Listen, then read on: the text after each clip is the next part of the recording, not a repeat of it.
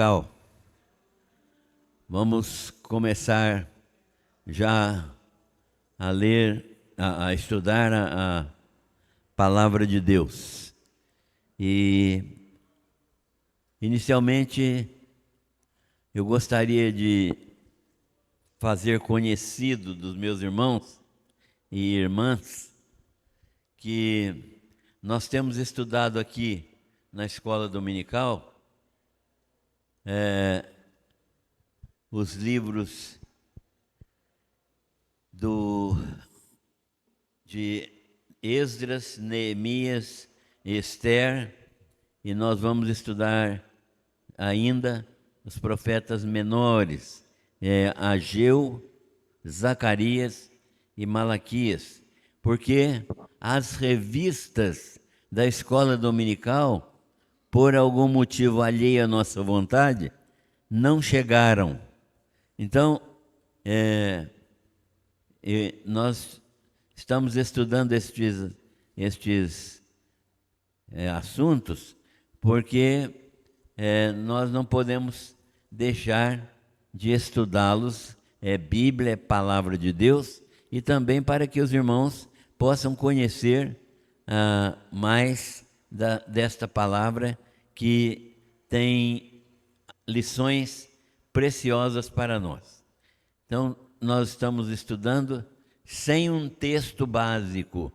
Estamos estudando, fazendo estudo da palavra de Deus direto, não é? Não estamos estudando alguma coisa que foi dito por alguém ou que foi escrito por alguém. Estamos estudando aquilo que está na própria palavra, na própria Bíblia.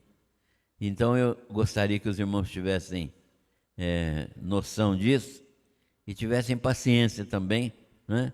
Porque parece que o estudo histórico daquilo que aconteceu com Judá e Israel não tem muito interesse. Tem muita gente que acha chato, e porque a gente está ministrando sobre história e datas que são importantes porque se relacionam com a vinda de Jesus Cristo, tem muita gente que acha que não é legal, acha que não aprende nada, acha que a gente não sabe transmitir. Então, essas coisas são necessárias e elas estão na Bíblia, não é casualmente. Deus escolheu estes textos para estarem na Bíblia, porque eu e você precisamos desses textos na nossa vida. Não tem nada na Bíblia que é dispensável, irmão. Nada, né? Só as capas da Bíblia. Mas o que está no conteúdo, não. Certo? Se você quiser dispensar a capa, pode dispensar, né? Mas todo o conteúdo bíblico aqui é fundamental. Quem não aprende, quem não lê, quem não estuda, perde muita coisa e não cresce espiritualmente. Então, nós estamos tentando fazer da escola dominical um momento de crescimento espiritual. Dito isto, nós vamos estudar o livro de Ageu hoje, né? O livro de Ageu. Ageu é um profeta, né? E nós vamos estudar o seu livro hoje. E é um livro pequeno, é o segundo menor livro do Velho Testamento. O livro menor do Velho Testamento é Obadias, e o segundo menor livro do Velho Testamento é Ageu. Mas é um profeta que teve uma ação importante, fundamental na vida do povo de Judá, né? No retorno do povo de Judá da Babilônia para a Palestina, né? Para a região de Judá. Nós vamos inicialmente orar ao Senhor, pedindo a sua direção, a sua orientação, a sua sabedoria, para que nós possamos compreender aquilo que está no livro de Ageu. Eu vou pedir ao irmão Otacílio que nos dirija nessa oração.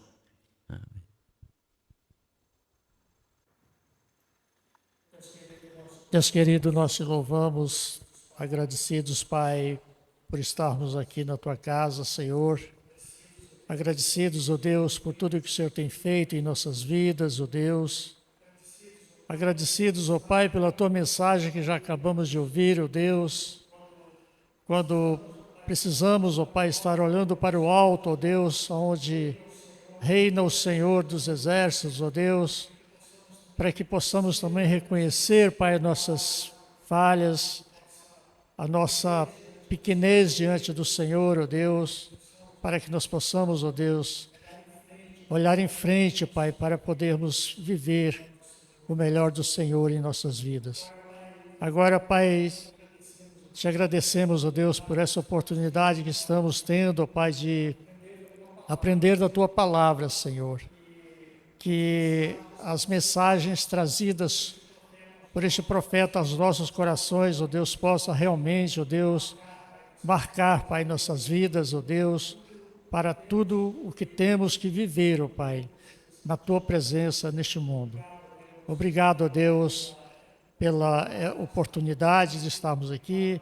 Obrigado, ó Deus, pelo mensageiro, ó Deus. Pedimos ao Senhor que o Senhor, ó Deus, fale ao seu coração para que também ele fale aos nossos corações, ó Deus, através da Tua palavra.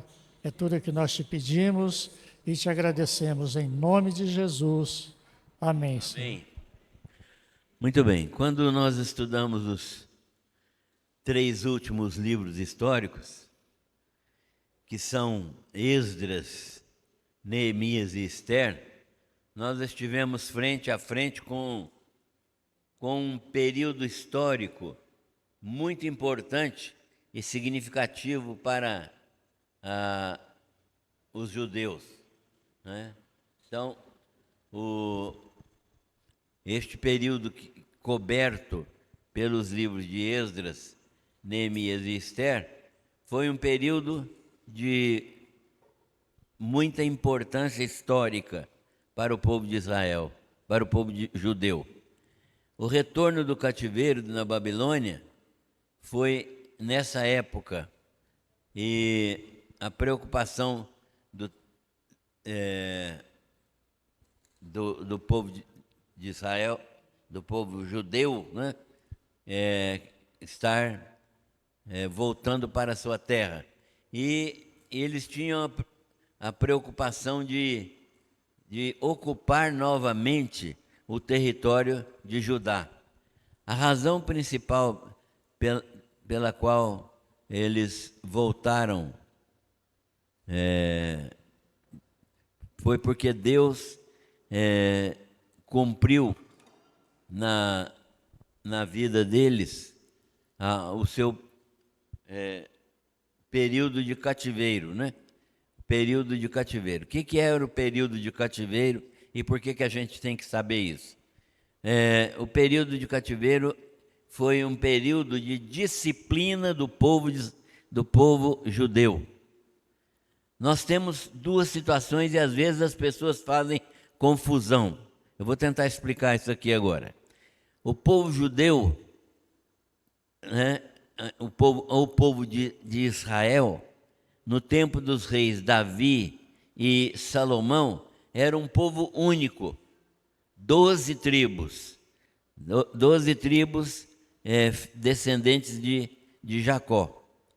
Mas no reinado de Roboão, filho de Salomão, aconteceu um fato que fez com que as tribos se dividissem, né? Então houve uma insurreição contra o governo de Roboão, porque Roboão estava cobrando impostos extremamente elevados para manter o esplendor da corte salomônica, né? E depois para manter tudo aquilo que era extremamente luxuoso, foi necessário aumentar impostos. E ao aumentar impostos, o povo se rebelou. Se rebelou e se levantou uma pessoa chamada Jeroboão. E Jeroboão liderou 10 tribos que passaram a ser chamadas de Israel ou tribos do norte. E os descendentes de Davi, não é? Davi, Salomão, Roboão e os outros, os descendentes diretos de Davi, que Deus escolheu como rei de Israel, eles passaram a governar duas tribos apenas, elas chamadas de Judá. Então, o reino de Israel se dividiu em dois reinos: o reino de Israel no norte e o reino de Judá no sul. Não é? Então, em 722 a.C., o reino de Israel, as 10 tribos do norte, foram levadas para o cativeiro assírio. Os assírios invadiram lá a região e levaram para a Síria e levaram para outros lugares os israelitas, as 10 tribos do norte, e colocaram no lugar daqueles que eles tiraram outras pessoas, outros povos de outras nacionalidades. E fez uma mistura, então, entre judeus e outros povos. Então, os samaritanos eram uma raça mista por causa disso, né? Samaria era a capital do Reino do Norte. O Reino do Sul permaneceu, mas 120 anos depois, mais ou menos, né?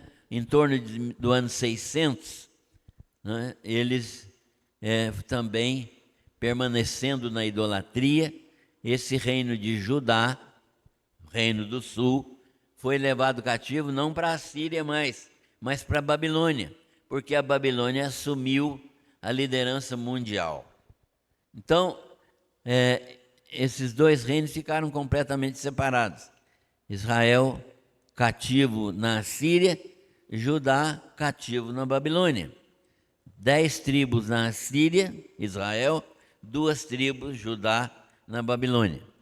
E o profeta Jeremias, usado por Deus, tinha profetizado exatamente isso, que o cativeiro duraria 70 anos, o cativeiro dos judeus, né, das tribos de Judá e Benjamim, do Reino do Sul. Esse cativeiro duraria 70 anos e depois eles retornariam para a sua terra. E isso aconteceu exatamente do jeito que Jeremias profetizou. Ou seja, Deus previu por meio de Isaías que Ciro, rei da Pérsia, viria e libertaria o povo, fazendo o povo voltar para Jerusalém e para as terras de Judá. Jerusalém é a capital de Judá. Então, passados esses 70 anos, Ciro fez aquilo que Isaías tinha previsto 200 anos antes, né? Para Deus não é difícil prever nada, né? Porque Ele está vendo todas as coisas. Então, o Ciro fez o povo de Israel voltar do cativeiro, o povo de Judá voltar do cativeiro. E nessa volta do cativeiro é que surgiram esses profetas Ageu, Zacarias e Malaquias. Foram profetas que estiveram depois do cativeiro. São chamados profetas pós-exílicos. A palavra exílio é a mesma coisa que cativeiro, certo? Então, os judeus foram exilados ou foram levados cativos para a Babilônia, mas 70 anos depois eles foram liberados para voltar para Jerusalém pelo rei Ciro. E eles voltaram. Os primeiros, logo que Ciro decretou essa volta, eles voltaram.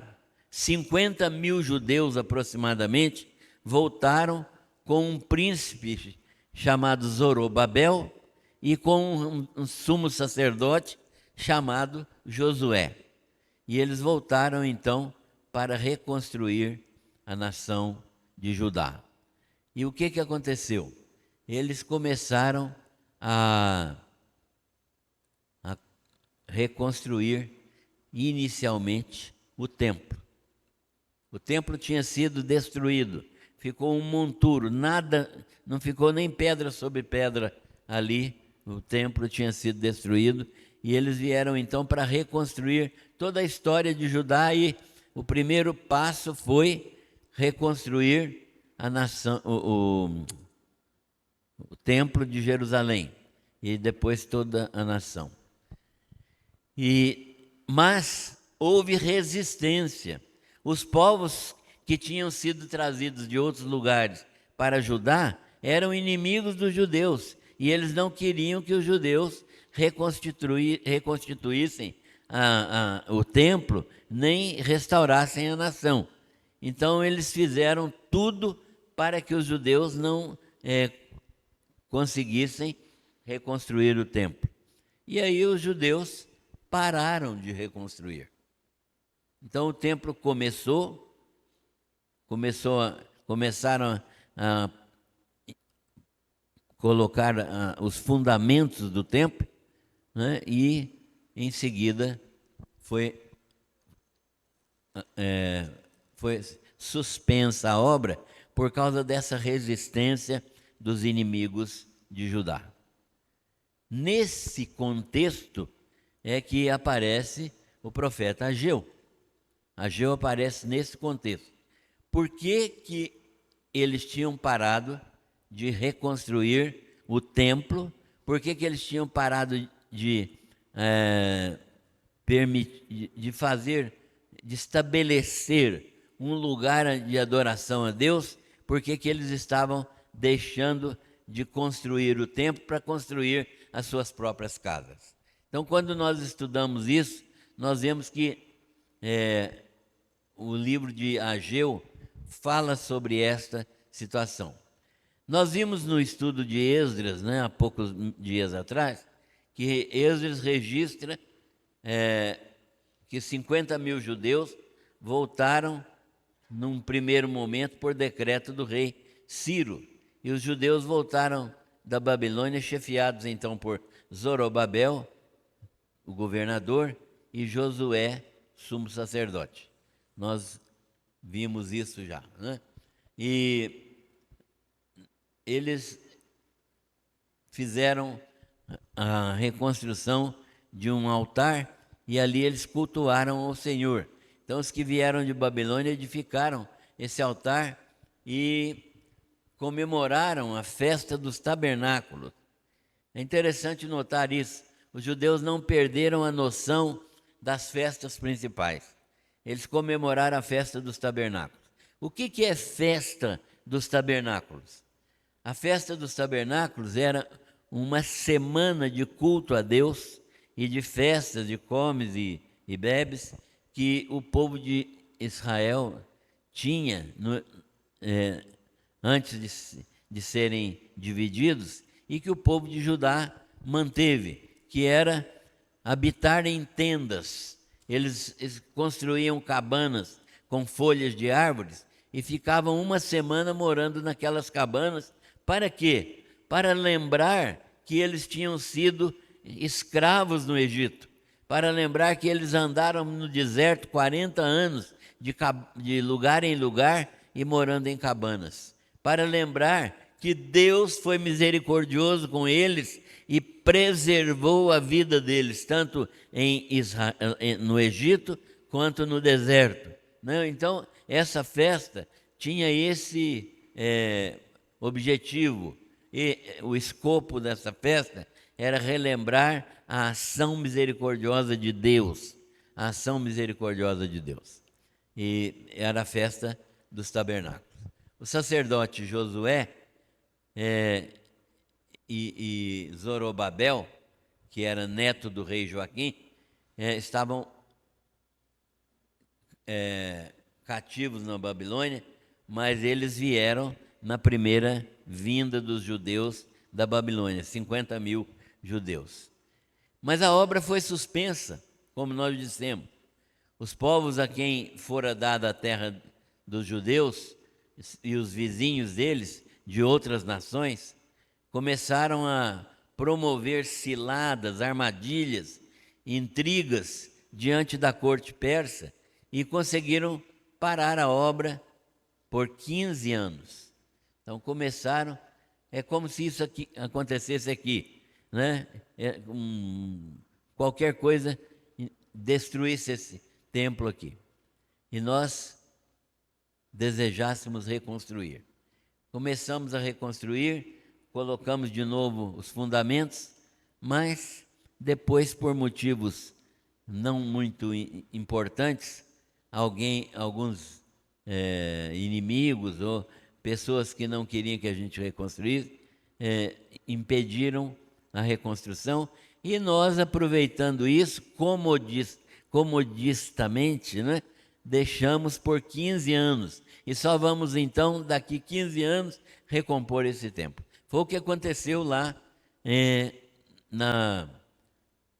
Jerusalém, nesse período. Mas, passados alguns anos, Dario assumiu o reino da Pérsia. Ele se tornou imperador da Pérsia. E ele, no seu segundo ano de reinado, reeditou a ordem de Ciro. Ele era amigo dos judeus e reeditou a ordem de Ciro. Falou, não, aquilo que Ciro determinou, vocês devem terminar agora. E reeditou a ordem. Então, Dario ordenou que a obra fosse continuada.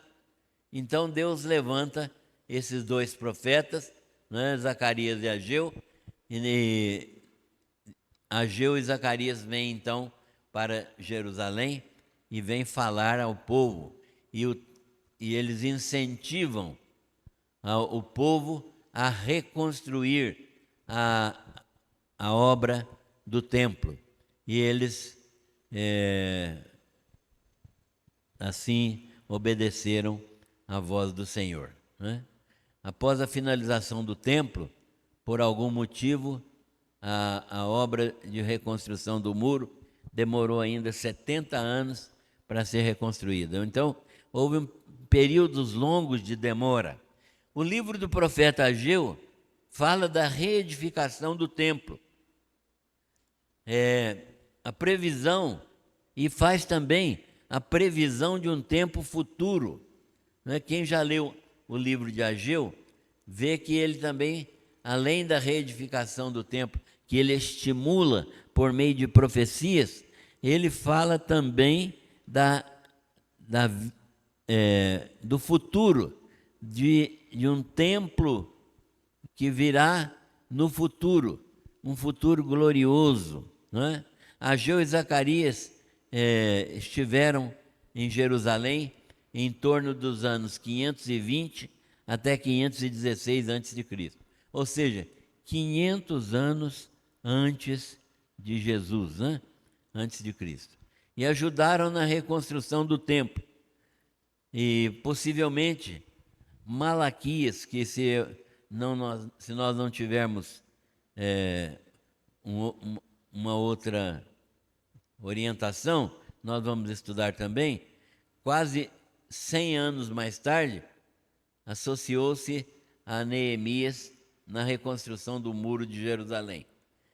Resumindo, Judá foi conquistada, Jerusalém foi queimada, essa cidade foi praticamente destruída, e o templo foi demolido, o povo foi levado para a Babilônia.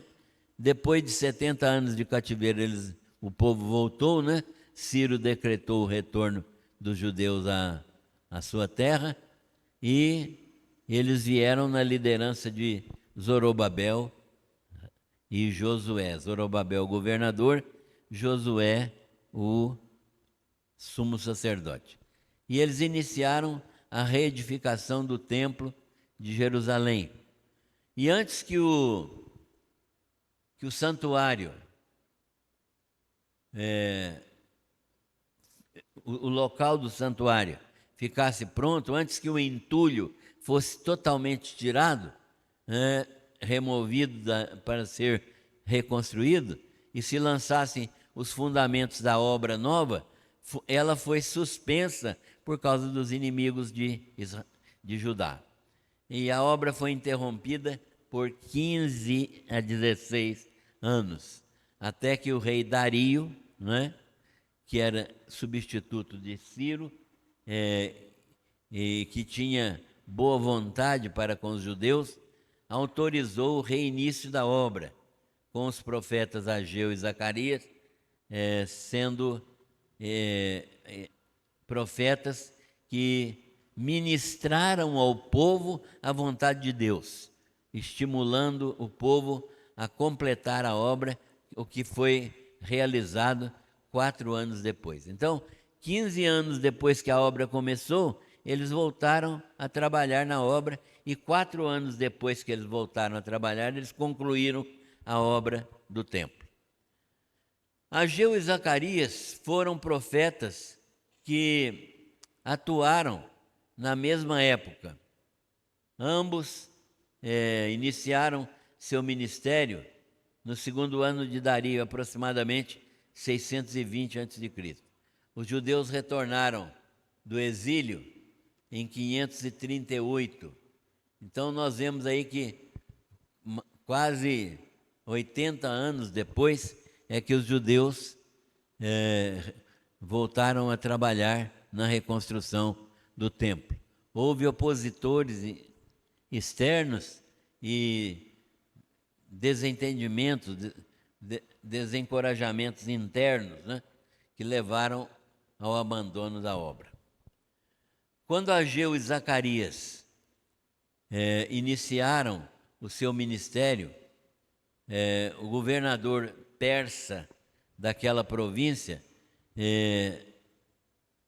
ele fez tudo possível para que a obra não fosse realizada. Entretanto, Dario reeditou a ordem de Ciro e o templo foi restaurado em 4 anos, sendo consagrado em março de 516 a.C. As mensagens de Ageu, as mensagens de Ageu são muito importantes, Sempre foram proclamadas entre os meses de agosto e dezembro do ano 520. Então, em 3 meses de ministério, 4 meses de ministério, Ageu proclamou a vontade de Deus e fez o povo se tornar responsável pela reedificação do templo, Então, ele sempre começava as suas mensagens da seguinte maneira: veio a mim a palavra do Senhor, veio a palavra do Senhor por meio do profeta Ageu. Sempre ele começava assim. Ageu, Zacarias e Malaquias valorizaram a palavra do Senhor e utilizaram essa palavra, e a expressão que eles mais utilizavam foi Senhor dos Exércitos, usando essa expressão. Quando forem ler esses 3 profetas, vão encontrar essa expressão, Senhor dos Exércitos, falando de Deus como Senhor dos exércitos de Israel, como o verdadeiro comandante do exército de Judá, ou Israel. Depois que voltaram da Palestina, esse nome voltou a ser novamente de todos os descendentes de Jacó. E Deus também é visto como o Senhor de todas as coisas do universo, de todos os exércitos de anjos do céu. Então, desse modo, a expressão Senhor dos Exércitos é uma expressão própria para Deus. Ageu é um livro rico em mensagens para o povo de Deus e até mesmo para a igreja do Senhor Jesus Cristo. Seu ministério foi conclamar o povo à reconstrução do templo, porque o povo de Judá tinha perdido o interesse na obra. Ageu recebe a palavra do Senhor para falar a Zorobabel e Josué. Zorobabel, governador, Josué, sumo sacerdote. E nós encontramos então essa palavra de Deus na boca de Ageu, né? Assim diz o Senhor dos Exércitos. Deus começa a falar com o povo, né? Deus replica ao povo. Vamos ver o que Deus fala com o povo. Assim diz o Senhor dos Exércitos: considerai os vossos caminhos. Prestem atenção no modo como vocês estão vivendo. Subam ao monte, tragam madeira, edifiquem a casa é o templo, e dela me deleitarei, terei prazer na minha casa, e serei glorificado, diz o Senhor. E Deus então diz que para o povo trazer as ofertas, né? Mas o povo dizia: ainda não é tempo de edificar a casa do Senhor. O povo não estava voltado para a edificação do templo. E então o povo dizia: ainda não é tempo de edificar a casa do Senhor. Então Deus fala com eles: esperaste muito, mas eis que veio a ser pouco. E esse pouco, quando vocês trouxeram para casa, eu dissipei com um sopro. Por que causa? Diz o Senhor dos Exércitos. Por causa da minha casa, do templo, né? Que está em ruínas, enquanto vocês correm, cada um de vocês, à sua própria casa. Olha o que Deus está falando para aquele povo, irmão.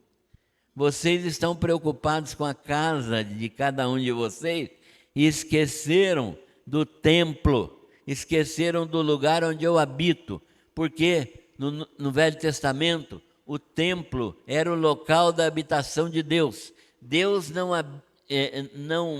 não se limita a templo, Ele não habita em templos feitos por mão de homem, mas a presença de Deus estava condicionada à presença do templo, ao templo ser novamente reconstruído. O templo significava que aquela nação pertencia a Deus e que Deus era o Senhor daquela nação. É isso que o templo significava. Então, por causa disto, por causa do povo estar preocupado não com o templo de Deus, mas com as suas próprias casas, é que Deus levanta Ageu para falar ao povo. Agora, uma perguntinha básica. Qual é a sua preocupação hoje? Você ainda se preocupa com as suas coisas? Ou você realmente é um servo de Deus que sabe que você foi colocado neste mundo não para correr atrás das coisas, mas para servir ao Senhor? Essa pergunta está aqui no livro. Ela não está do jeito que eu falei aqui, mas ela está expressa de uma outra maneira aqui. Qual é verdadeiramente a prioridade da sua vida?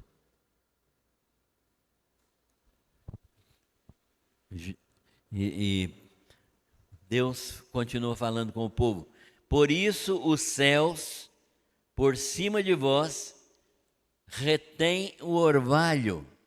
Não cai nem orvalho, não é nem chuva não cai nem orvalho. Deus não deixa cair o orvalho. Os céus retêm o orvalho e a terra retém os frutos. Não havia produção. Por quê? Porque o povo deixou de buscar a Deus. Ah, se essa moda pega. Se essa moda pega, o que será que aconteceria conosco, hein? Você já pensou nisso?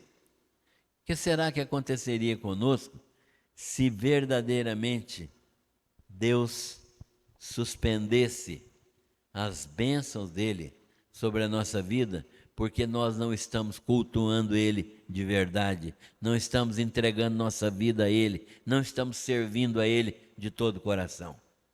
Imaginem isso.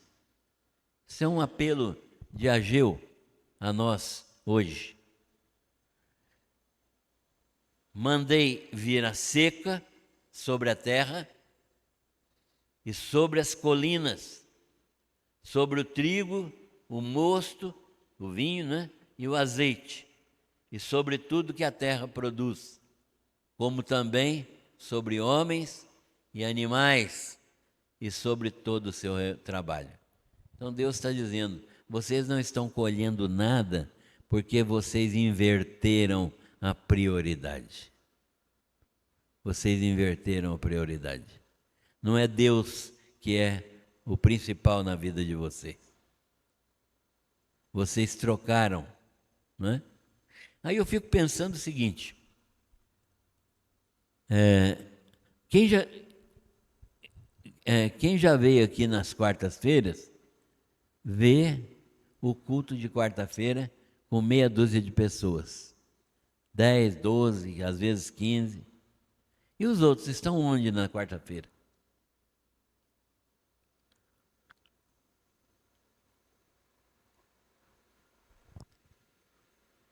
Às vezes a gente começa, ontem nós comentamos sobre isso, a gente começa o trabalho, o culto de adoração às 8 horas, mas começa com 3 pessoas, com 4 pessoas, com 5 pessoas, e tem gente que nem vem para o culto, só vem para a escola dominical, e tem gente que nem tolera a escola dominical, acha isso aqui maçante, chato. Sim, mas isso é um programa de Deus para nós.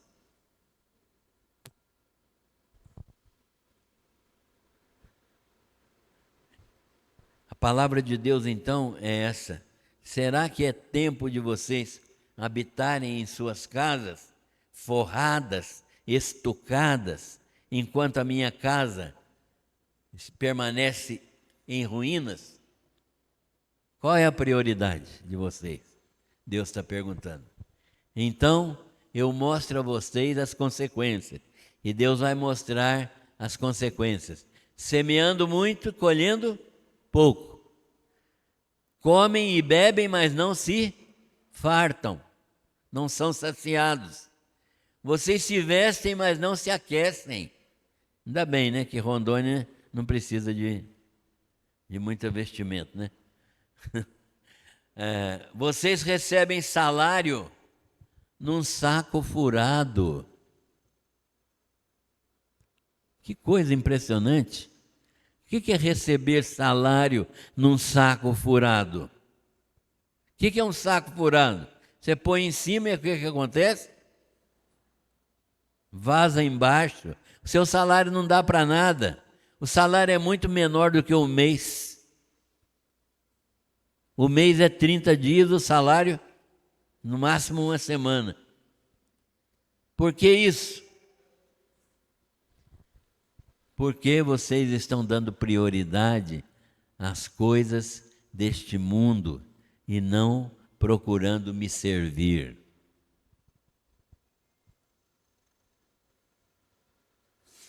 Vocês recebem salário num saco furado.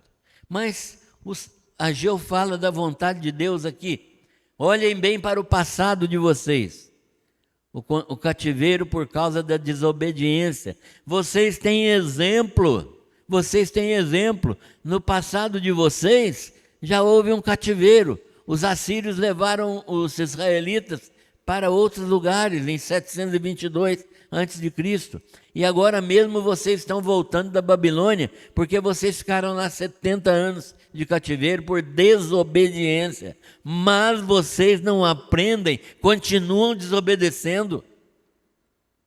Deus está sendo muito firme com o povo judeu.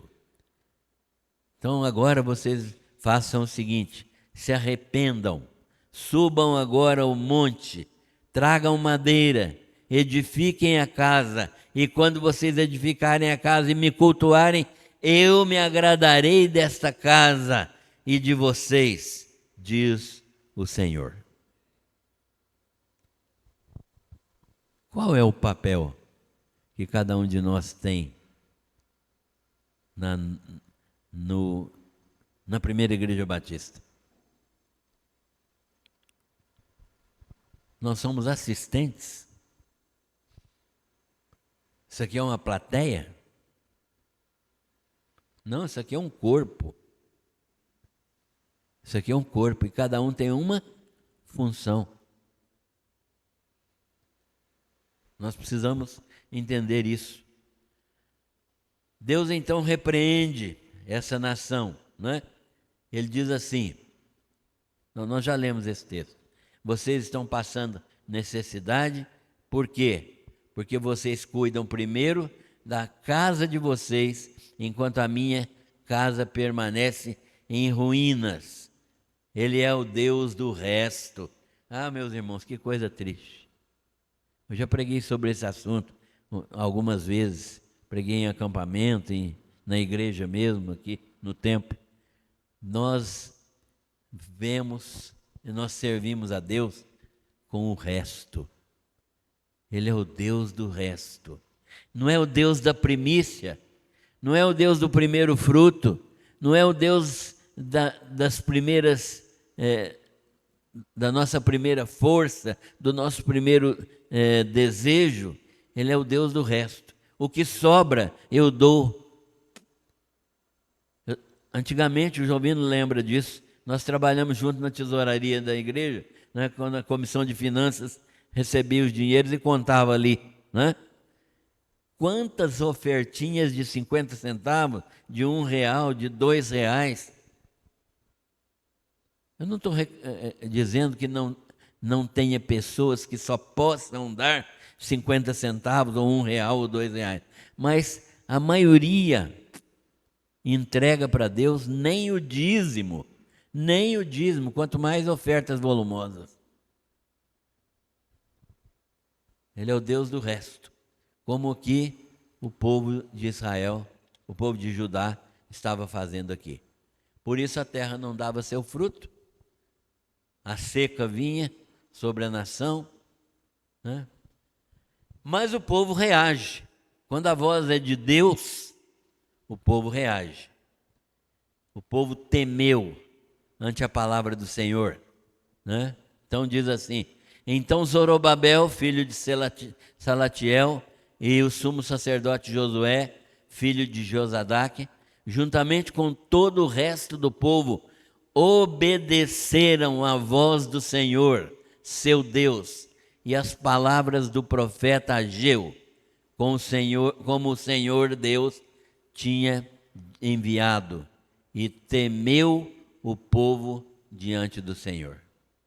Mudança. Essa palavra aqui de hoje, o estudo de Ageu aqui hoje, só tem um objetivo: balançar o nosso coração para ver o que tipo de relacionamento com Deus nós estamos tendo. Então, o povo temeu ante a palavra do Senhor por meio do profeta Ageu.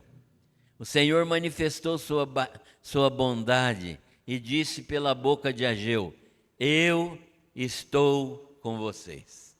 Glória a Deus, né? Que Deus, mediante o arrependimento do povo, está junto com eles. Deus pode estar e está sempre conosco, mediante o nosso arrependimento e mudança de conduta. O Senhor manifestou então sua bondade, e Zorobabel e Josué conduziram o povo que veio e se pôs, o povo veio e se pôs ao trabalho na casa do Senhor Deus. E agora então, esse povo junto e com um coração voltado para a prioridade de Deus, entregou-se ao trabalho, e assim ele reconstruiu o templo num período de máximo de 4 anos. Ageu encoraja o povo de Israel, né? O povo aqui, na verdade, o povo é de Judá, mas já depois do cativeiro houve uma mistura. Então, o povo, quando fala povo de Israel, depois do cativeiro, é todo mundo de novo. Assim diz o Senhor: sejam fortes, filhos de Judá, e trabalhem na construção de minha casa, porque eis que eu estou com vocês, diz o Senhor. A palavra da aliança que eu fiz com vocês, quando tirei vocês do Egito, o meu espírito habita no meio de vocês, não tenham medo. Olha a promessa de Deus aqui, não é?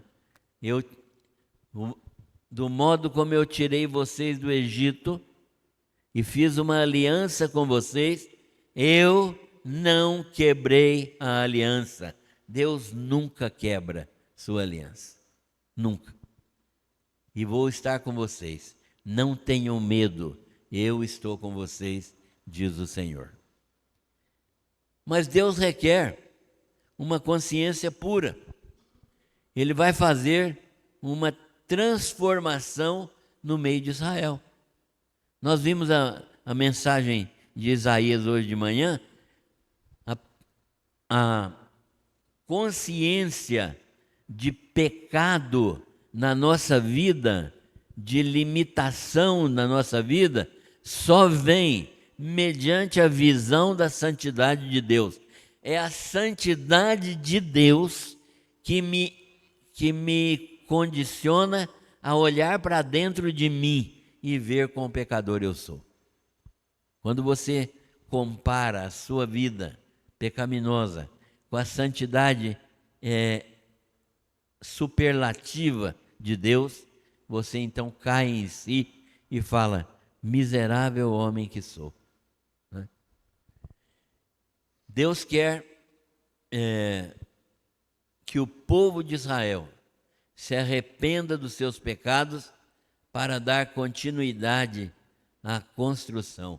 Ninguém vai construir sem ter se arrependido dos seus pecados. Olha que coisa interessante, né? Não é qualquer um que pode ir para a obra, não. A obra de Deus só é aceita por Ele quando ela é feita por pessoas que confessam o seu nome e que estão arrependidos dos seus pecados. É interessante isso, não é? É muito sério isso. Ageu está dizendo que Deus quer que o povo se arrependa dos seus pecados, mude de vida, para então dar continuidade à construção. Só convertidos participam da obra de Deus. Só convertidos. Ele promete abençoar aqueles que se voltam para o Senhor. Promete abençoar aqueles que se arrependem. E ele faz então, nós vemos a última profecia de Ageu aqui, é uma promessa de um futuro glorioso. Nós vemos aqui exatamente isso, né? A visão de Ageu, né? É uma visão também para o futuro. Não é só a construção de uma casa temporária, não é? Por melhor que fosse a construção do templo, é uma construção temporária. Mas ele vislumbra pelo Espírito Santo uma construção que é maravilhosa, que é superlativa, que é muito maior do que o templo de Salomão, que era extremamente glorioso. E ele fala então de uma casa cheia de glória e da riqueza das nações que virão a Jerusalém trazer ouro e prata para a casa do Senhor. Então, ele mostra aquilo que Deus está falando. Minha é a prata e meu é o ouro, diz o Senhor. E é uma casa com uma glória muito maior do que a primeira. A primeira é o templo de Salomão, o templo maravilhoso de Salomão. Mas ele está falando aqui do templo de Ezequiel,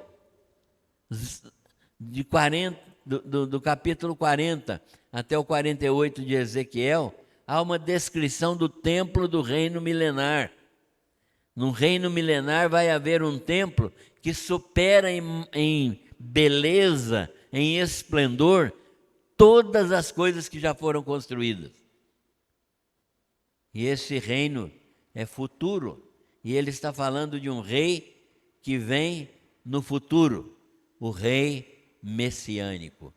Há uma esperança para o povo judeu e há uma esperança para a igreja do Senhor Jesus Cristo.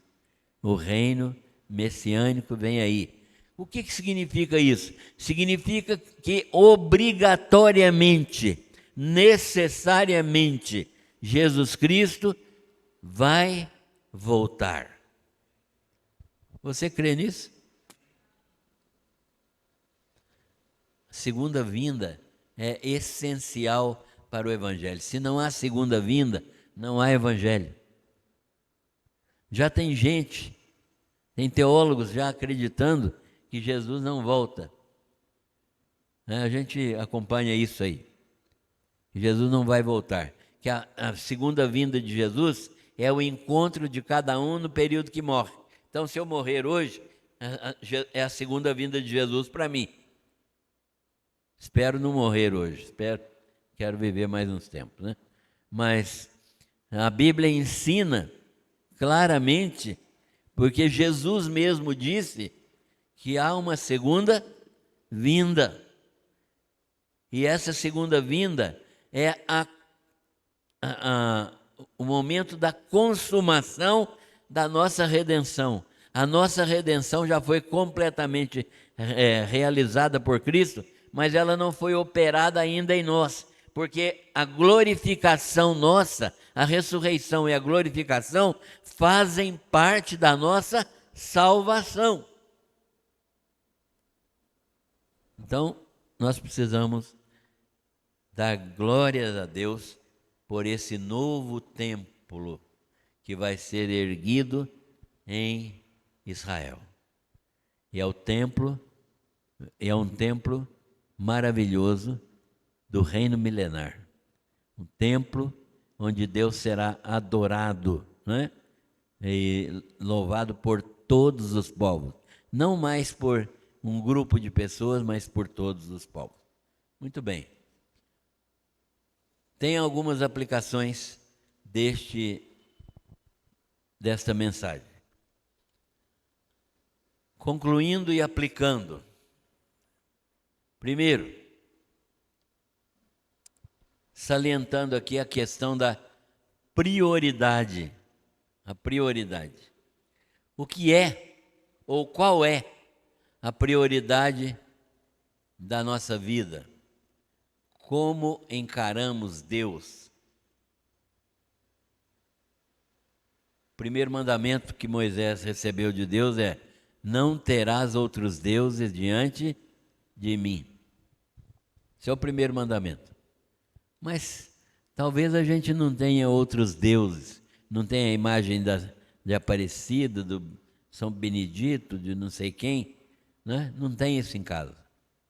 Mas será que é isso só que Deus está falando aqui? Não terás outros deuses. Quais são os deuses que ocupam a nossa mente, a nossa vida? A questão da prioridade é uma questão fundamental, não é? Deus não aceita menos do que o primeiro lugar. Por quê? Será que Deus é tão egoísta assim que ele tem que estar em primeiro lugar? Não, eu sou mais importante na vida de vocês.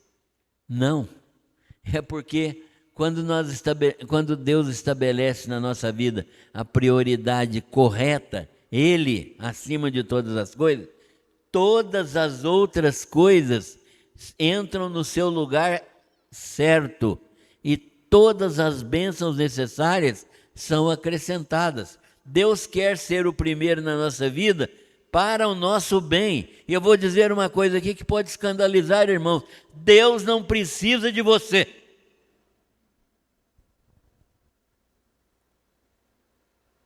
mas Ele te ama. E você precisa entender isso, que Ele tem que ser prioridade na sua vida. Segunda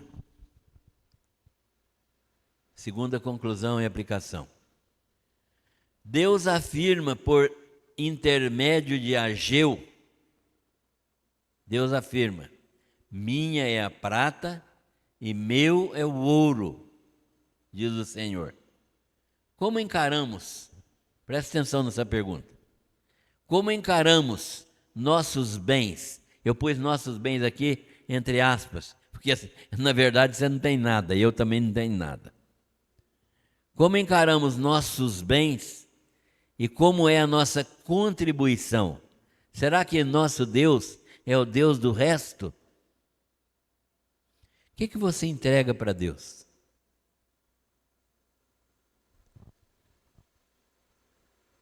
Deus não precisa do seu dinheiro, meu irmão. Você é que precisa necessariamente entregar seus bens a Deus. E uma forma de você dizer que entregou tudo a Deus é entregando no mínimo o dízimo e ofertas alçadas. Não é uma questão de lei, é uma questão de reconhecimento da soberania de Deus e de gratidão por aquele que te abençoa. Terceiro, vivemos na nova aliança, nós, não é? A igreja vive na nova aliança. E vive nessa nova aliança, nesse tempo, uma realidade espiritual diferente. Nós somos os templos. Pensaram nisso já? Nós somos os templos. Você é um templo. Por quê? O Espírito Santo habita onde? O Espírito Santo habita em mim, habita em cada crente. O templo não é essa construção. O templo sou eu. O templo é você. Nós somos os templos, a congregação é o templo, segundo Paulo aos Efésios. O Espírito Santo habita cada um dos crentes e habita a própria igreja. Igreja aqui não é construção, igreja aqui é o conjunto de crentes. Mas isso, o fato do Espírito Santo habitar em nós e nós sermos templo do Espírito Santo, não justifica deixarmos de cuidar do templo material e contribuirmos para isso. Ou seja, é nosso dever, embora Deus não habite em templos feitos por mãos humanas, cuidar desse bem, desse patrimônio, porque Deus nos deu para nos reunirmos aqui. Precisamos contribuir para isso. Uma das razões da contribuição é mantermos o patrimônio.